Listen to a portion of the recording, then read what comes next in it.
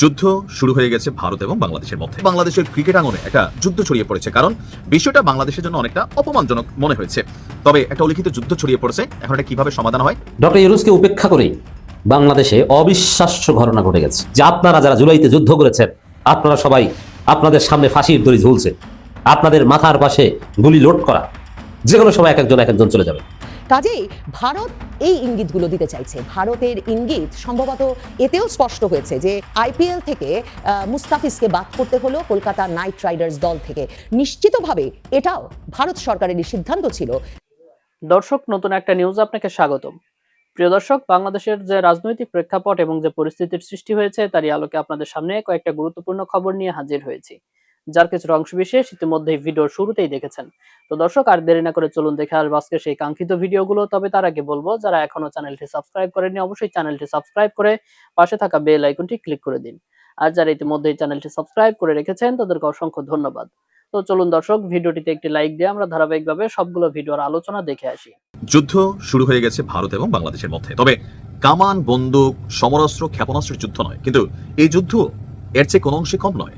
আপনারা জানেন যে আমাদের বাংলাদেশ ক্রিকেট দলের স্টার আইকন খেলোয়াড় মুস্তাফিজ বেশিরভাগ সময় হায়দ্রাবাদ বা দিল্লি ডেভিলডেয়ার, তারপর হচ্ছে যে কেকেআর এর পক্ষে বিভিন্ন সময় খেলেছেন। তো যেহেতু এই মুহূর্তে ভারত বাংলাদেশের সম্পর্ক ভালো না, স্বাভাবিকভাবে ভারতের জনগণ বাংলাদেশের একজন খেলোয়াড়কে আইনা 9-10 কোটি টাকা দিচ্ছে, এটা তারা পছন্দ করে নাই। বাংলাদেশ থেকে প্রতিনিয়ত ভারত বিরোধী স্লোগান যাচ্ছে, ভারত থেকে প্রতিনিয়ত বাংলাদেশ বিরোধী স্লোগান তৈরি হচ্ছে। এই পরিস্থিতিতে ভারতের বিজেপি ক্ষমতাসীন দল বা আরো বিভিন্ন গোষ্ঠীগুলা শাহরুখ খানের উপর চাপ প্রয়োগ করছে মুস্তাফিজকে বাদ দিতে। ফাইনালি শাহরুখ খানের দল চাপে পড়ে মুস্তাফিজকে বাদ দিছে। এরপরেই এই ইস্যুতে ভারত বাংলাদেশের ক্রিকেট আঙ্গনে একটা যুদ্ধ ছড়িয়ে পড়েছে, কারণ বিষয়টা বাংলাদেশের জন্য অনেকটা অপমানজনক মনে হয়েছে। ভারতকে ঘিরে এই সাম্প্রতিক পরিস্থিতিতে ভারতের এই সিদ্ধান্তের বিপরীতে বাংলাদেশ ক্রিকেট বোর্ড অর্থাৎ বিসিবি বড় ধরনের একটা সিদ্ধান্ত নিতে যাচ্ছে। আন্তর্জাতিক ক্রিকেট কাউন্সিল আইসিসি, তবে আইসিসির কাছে চিঠি দিয়ে আসলে কি লাভ হবে আমি নিজেও জানি না, কারণ আইসিসির বাবাই হচ্ছে ভারত। কোথাও না কোথাও এই পর্যন্ত যতগুলো ইন্টারন্যাশনাল ম্যাচ হয় আপনি দেখবেন যে আইসিসির পক্ষপাতিত্ব সবসময় নজরে পড়ে ভারতের পক্ষেই। তারপরেও সে আইসিসিকে একটা চিঠি পাঠানোর সিদ্ধান্ত নিয়েছে। আগামী মাসেই শুরু হচ্ছে টি-20 বিশ্বকাপ, আর যেখানে এই বিশ্বকাপের আয়োজক হচ্ছে ভারত এবং শ্রীলঙ্কা। তো এখন সূচি অনুযায়ী বাংলাদেশ গ্রুপ পর্বের 4 ম্যাচের মধ্যে 3টি ভারতের কলকাতায় এবং একটি মুম্বাইয়ে অনুষ্ঠিত হওয়ার কথা। প্রথমত এখানে নিরাপত্তা সংখ্যা দেখা দিবে।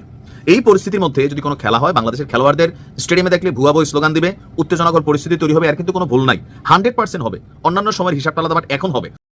তো এই যে পরিস্থিতি, এটাকে মাথায় রাখা উচিত। তবে আইপিএল থেকে মুস্তাফিজুর রহমানকে বাদ দেওয়ার ঘটনার পর বাংলাদেশ ভারত সম্পর্ক এবং নিরাপত্তা পরিস্থিতি নতুন করে আলোচনায় এসেছে। বিষয়টা আলোচনায় আসারই কিন্তু বিষয় যে ভারত সেখানে কোনো ঘটনা ঘটলে এটার দায়ভার আসলে কারা নেবে। এই প্রেক্ষাপটে বিসিবির বোর্ড সভায় উপস্থিত 17 জন পরিচালক সর্বসম্মতভাবে আইসিসিকে চিঠি দেওয়ার সিদ্ধান্ত নিয়েছে। বিবিসি সূত্র বলছে চিঠিটি মূলত আইসিসির সিকিউরিটি ইউনিটের কাছে পাঠানো হবে। তবে আমি ভাবছিলাম বাংলাদেশ বিশ্বকাপে খেলতে যাবে না, ভারতে আয়োজন হলে বাংলাদেশ খেলবে না, অন্য কোনো দেশে আয়োজন করতে হবে, এরকম চাপ দিবে, কিন্তু বিষয়টা হচ্ছে অন্যভাবে। তো কি আছে এখানে, বিসিবি স্পষ্ট ব্যাখ্যা এবং নিশ্চয়তা চাইবে। কোনটা নিশ্চয়তা? বিশ্বকাপ চলাকালে বাংলাদেশ দলের ক্রিকেটারদের সার্বিক নিরাপত্তা কিভাবে নিশ্চিত করা হবে সে বিষয়ে জানতে চাওয়া হবে। নাম্বার 2, মুস্তাফিজুর রহমানকে ঘিরে সাম্প্রতিক যে ঘটনা সেটা কিভাবে ঘটলো এবং ভবিষ্যতে এই ধরনের পরিস্থিতি এড়াতে কি ধরনের ব্যবস্থা নেওয়া হবে। তবে এটা সহজ উত্তর আমার কাছে আছে, বাংলাদেশের ক্রিকেটারদের উচিত ভারতের রুপির প্রতি লোভ ছাড়া। পৃথিবীর অনেক দেশ ভারতের আইপিএল খেলে না, তাদের সাথে ভারতের সম্পর্ক ভালো না, কিন্তু আমাদের দেশের খেলোয়াড়দের এগুলোর প্রতি ফিলিংস নাই, তারা টাকার জন্য খেলতে যায়। তো না গেলেই তো হয়েছে, বাদ দেওয়ার প্রশ্ন আসে কই থেকে, আমি গেলামই না, বাদ কই থেকে দিব। এখন যেহেতু ভারত টাকা ইনভেস্ট করবে, আমাদের বাংলাদেশে যদি হইতো, আমরা যত কথাই বলেন আমরাও কিন্তু মানতাম না যে ভারতের কোনো ক্রিকেটার কাইনা 10 কোটি 15 কোটি টাকা দিয়ে দিচ্ছে। বাংলাদেশের জনগণ রাজপথে তৌহিদি জনতা নাইমা যেত, তিতা বলতেছি, কিন্তু এটাই সত্য। সো ভারতের জনগণ এটাই মনে করতেছে। বাট আমাদের উচিত ছিল কি, মুস্তাফিজের এখানে নিলামে এবার নাই যাওয়া, যে না আমি এখন খেলবো না, ন্যায্যতার ভিত্তিতে এখানে কথা হবে। তারপরেও আমার মনে হয় 2 নম্বরটার সুযোগের বিষয় হচ্ছে আগামীতে আইপিএলে বাংলাদেশের খেলোয়াড়দের না যাওয়া।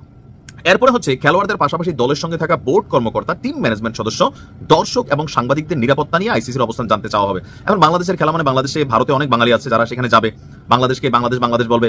আর পৃথিবীর বিভিন্ন দেশে ফুটবলের ম্যাচগুলোতে দেখেন না, মার্ডার পর্যন্ত হয়ে যায়, 20-30 জন মরে গেছে, মাইরা ফেলছে, গ্যালারি জুইরা কোপাকুপি মারামারি, এরকম কিন্তু হয়েছে অনেক ঘটনা। তো এরকম ঘটনা হইতে পারে, উদ্দেশ্য প্রণোদিতভাবে এখানে ঘটাতে হইতে পারে। তো সেগুলোর নিরাপত্তা তো আমার কাছে মনে হচ্ছে সকল কিছুর থেকে বেটার হচ্ছে এই বিশ্বকাপে যেহেতু বাঙালি ফেইলি মারে। আচ্ছা, কোনো সময় বিশ্বকাপে আমরা জিততে আইছি, আই তো নাই, তো ব্যাটার হচ্ছে এই বিশ্বকাপকে বয়কট করা, যে ভারতে এই বিশ্বকাপ হবে আমরা খেলবো না। 10 কথার 1 কথা দরকার ছিল এটা।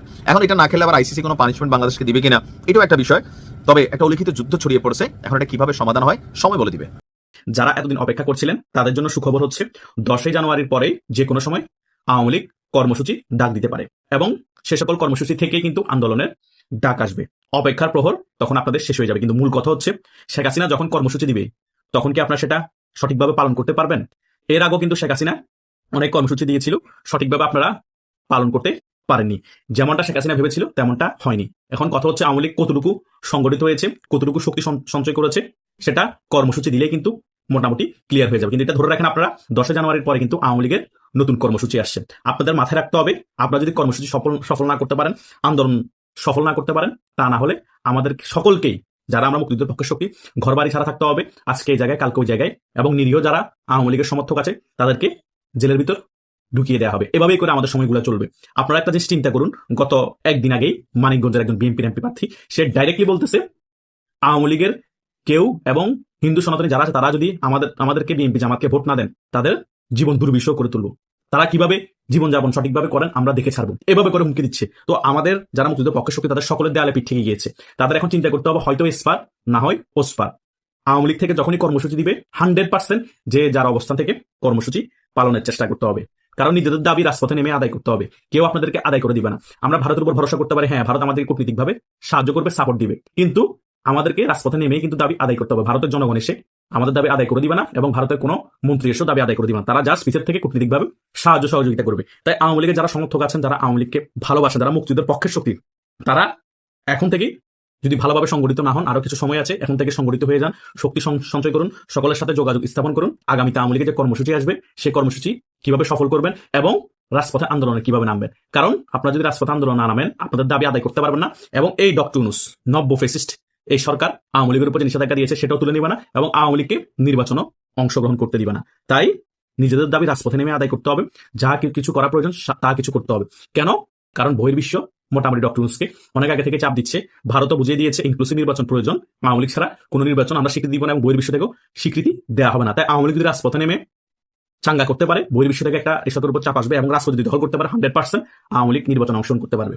এবং নির্বাচন অংশগ্রহণ করলে যদি আওয়ামী লীগের কলা গাছও দাঁড়ায়, যদি আওয়ামী লীগ এই নির্বাচনে ক্ষমতাও না আসন, তো 80 থেকে 100টা আসন চোখ বন্ধ করেও পেয়ে যাবে, অন্তত বিরোধী দলে থাকবে, পরবর্তীতে আওয়ামী লীগ ক্ষমতায় চলে আসবে। তাই মোটামুটি আওয়ামী লীগের আগামীর ভবিষ্যৎ খুবই ভালো, কিন্তু রাজপথে নামতে হবে সাহস করে।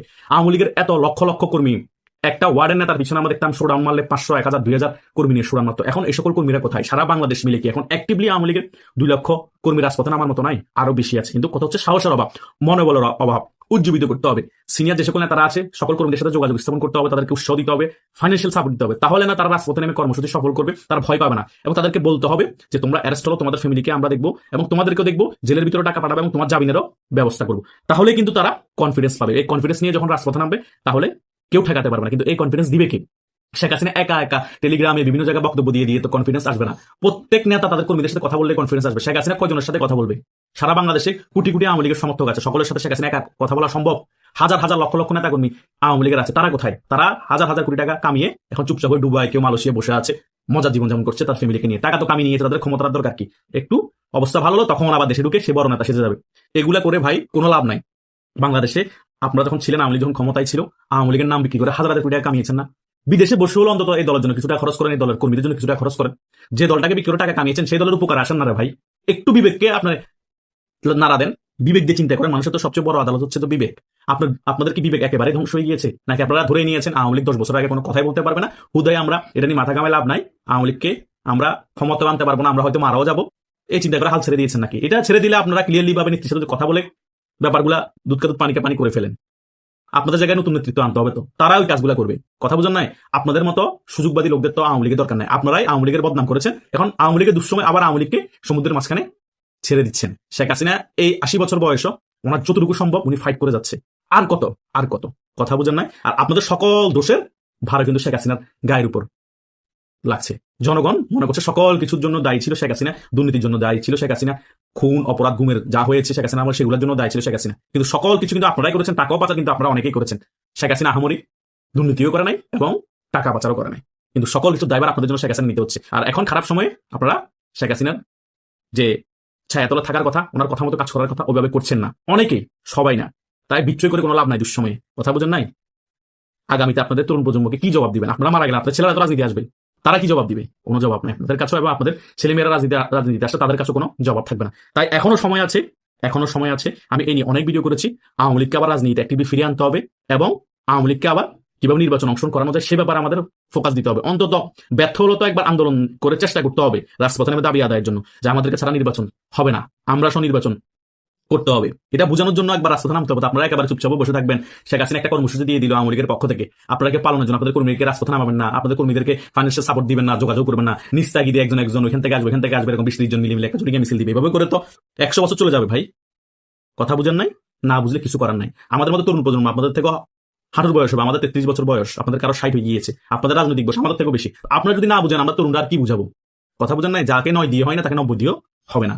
আপনারা মালয়েশিয়া, দুবাই, সিঙ্গাপুর বসে বসে ফ্যামিলিকে সময় দেন, এটাই ভালো। শেষ বয়সটা এখানে কাটান। আপনাদের দ্বারা আগামীতে আর আওয়ামী লীগের জন্য ভালো কিছু হবে না। 16, 17, 18 মাস হয়ে গিয়েছে, এখন আওয়ামী লীগের তৃণমূল কর্মীরা কান্নাকাটি করতেছে ঘর বাড়ি ছাড়া, আপনারা কারো সাথে যোগাযোগ করেন না। হাজার হাজার মেসেজ আমাদের কাছে আসে, খুব কষ্টে আছে তারা। এটাই হচ্ছে বাস্তবতা। তাই এখনো সময় আছে। আওয়ামী লীগের 10 জানুয়ারির পর কর্মসূচি আসছে, সেটা সফলের জন্য সকলে সংগঠিত হতে হবে, শক্তি সঞ্চয় করতে হবে, এবং শীর্ষ পর্যায়ে যে সকল নেতারা আছে তারা এই বিষয়টাকে খুবই গুরুত্ব দিতে হবে এবং ভালোভাবে তদারকি করতে হবে। তাহলে কিন্তু আওয়ামী লীগের যে কর্মসূচি আসতেছে সেটা সফল হবে, তা না হলে এটাও সফল হওয়ার সম্ভাবনা খুবই কম। হাদি হত্যাকাণ্ড প্রতিদিন নতুন নতুন গল্প যোগ করছে আমাদের ইউনূস সরকারের মহাজনীদের শাসনে। কথিত হাদি হত্যাকারী ফয়সালকে প্রথমে ছাত্রলীগ সাজানো হয়েছে, তারপর জানা গেছে যে ছাত্রলীগ হলেও তাকে কারাগার থেকে মুক্ত করেছে বিএনপির আইনজীবীরা, আর তারপর আমরা জানতে পারলাম যে ফয়সাল আসলে সরকারের প্রচারণার নায়কও। তাহলে কি ধরে নেওয়া যায় যে এই নায়ককে দিয়েই হাদিকে হত্যা করেছে সরকার? কিন্তু প্রশ্ন হলো, হাদিকে হত্যা করিয়ে সরকার কি হাসিল করতে চেয়েছিল? যদিও আমার কাছে তার উত্তর নেই, কিন্তু চলুন আলোচনাটা তদন্ত করা যাক। হাদি হত্যাকাণ্ড এখন আর একটি সহিংস ঘটনার গল্প নয়, এটি পরিণত হয়েছে রাষ্ট্রের ক্ষমতা, নৈতিকতা, রাষ্ট্রের কৌশল এক ভয়ঙ্কর প্রতিচ্ছবিতে। প্রতিদিন নতুন তথ্য যুক্ত হচ্ছে, কিন্তু আশ্চর্যের বিষয় হলো প্রতিটি নতুন তথ্য আগের সরকারি বয়ানকে দুর্বল করছে, আর সরকারের ভেতরের দিকেই আঙ্গুল তুলছে এসব তথ্য। যে রাষ্ট্র নিজেকে ন্যায় বিচারের পক্ষের শক্তি হিসাবে হাজির করতে চেয়েছিল, যিনি নিজেকে শান্তির দূত হিসাবে বাংলাদেশে নতুন বন্দোবস্ত তৈরি করতে চেয়েছিলেন, সেই রাষ্ট্রই এখন সন্দেহের কেন্দ্রে একজন ছাত্র নেতাকে বা একজন নতুন নেতাকে তৈরি করা এবং তাকে শেষ করে দেওয়ার ঘটনায়। সবচেয়ে বড় ধাক্কাটা এসেছে ফয়সাল করিম মাসুদের অবস্থান এবং পরিচয় নিয়ে। একদিকে সরকার তাকে হাদি হত্যার জন্য কথিত খুনি হিসেবে চিহ্নিত করে হুলিয়া জারি করেছে, অন্যদিকে ঠিক একই ব্যক্তি সরকারের অধীনে মাদকদ্রব্য নিয়ন্ত্রণ অধিদপ্তরের একটি সচেতনতামূলক ভিডিও বিজ্ঞাপনে অভিনয় করেছেন নায়ক হিসাবে। এখানে প্রশ্নটা তাহলে অনিবার্য হয়ে ওঠে, একই ব্যক্তি কিভাবে সরকারের চোখে অপরাধী আবার নায়কও? মানে একই মুখ দিয়ে সরকার নায়ক বানাচ্ছে তাদের প্রচারণা, আবার একই মুখকে অপরাধী বানাচ্ছে। ইউনূস সরকারের একই অঙ্গে এত রূপ কেন বলুন তো? এই বিজ্ঞাপনটি 2025 সালের জানুয়ারিতে প্রকাশিত হয়েছিল, অর্থাৎ হাদি হত্যাকাণ্ডের অনেক আগেই ফয়সাল রাষ্ট্রীয় এক প্রতিষ্ঠানের সঙ্গে যুক্ত ছিলেন।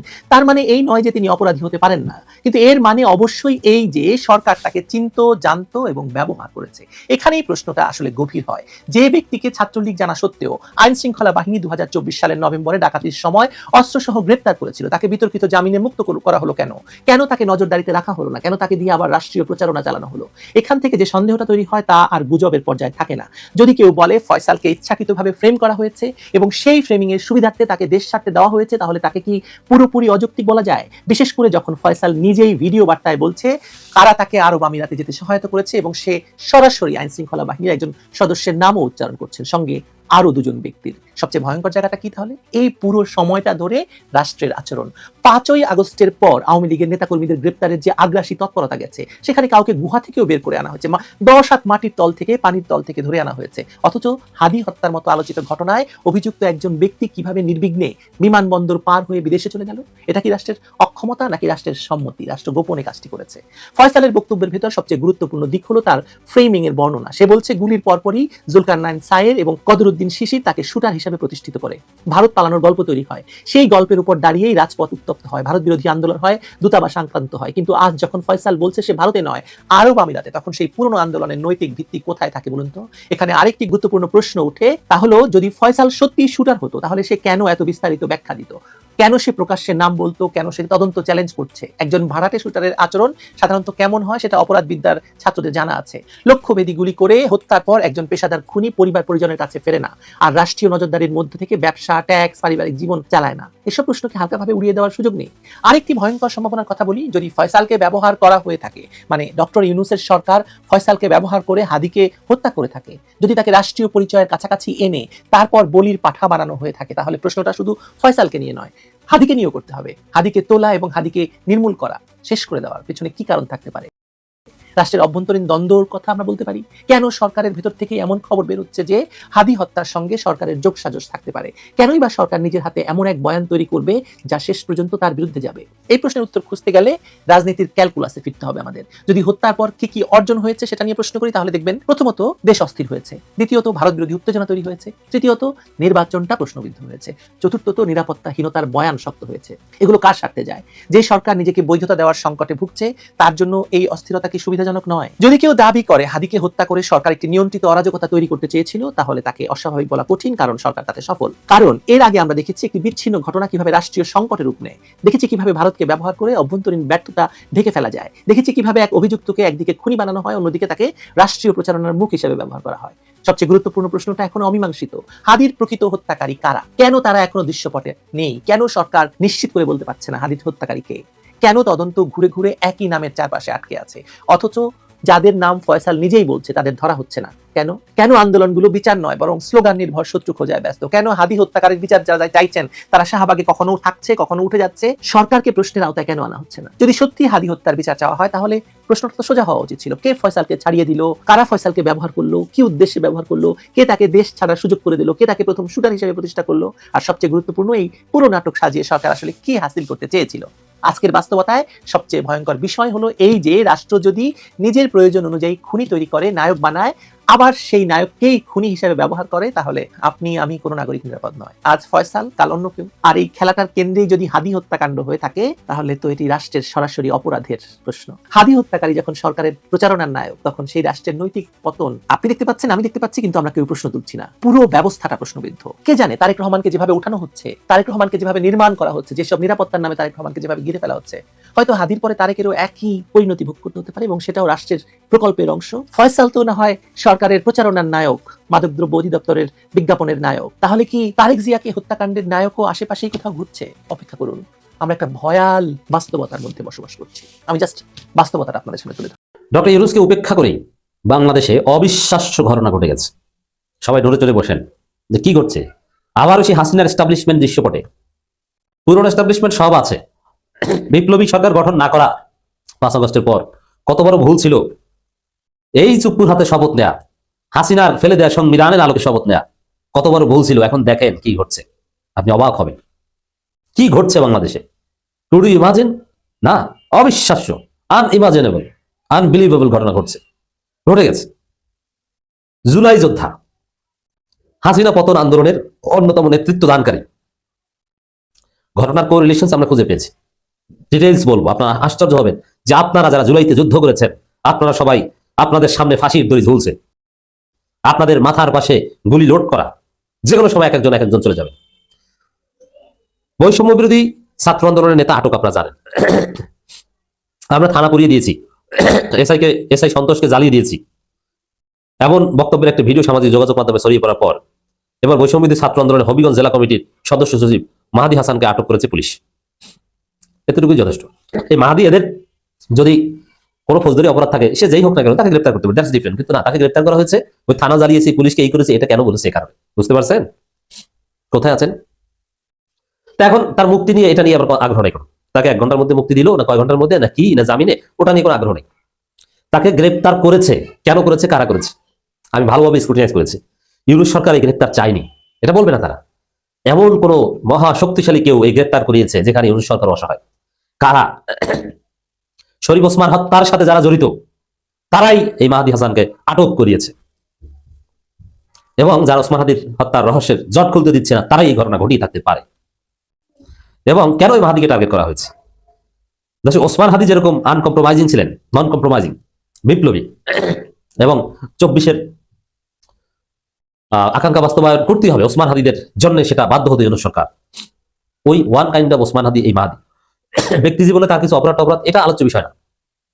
এই মাহাদি 2022 সালে হাসিনাকে লেডি মাফিয়া, শামীম ওসমানকে গুন্ডা, ওবায়দুল কাদেরকে জোকার বলেছেন, যেটা অকল্পনীয় ছিল বাংলাদেশে। এরকম এক্সেপশনাল ফিগার যারা, তাদেরকে ধরে ধরে কাউকে হত্যা করা হবে, তাকে কাউকে আটক করা হবে, বাকিদেরকে ডিটারেন্স মানে ভয়ের মধ্যে রাখা হবে। এক পর্যায়ে সরকার ক্ষমতা আসলে, মানে নতুন কোন সরকার ক্ষমতা আসলে, একটা পিলখানা ট্র্যাজেডির মতো ট্র্যাজেডি ঘটানো হবে, যে ট্র্যাজেডিতে গুরুত্বপূর্ণ সব সমন্বয়ক হত্যা করা হবে। আপনি বুঝতেও পারবেন না কিভাবে।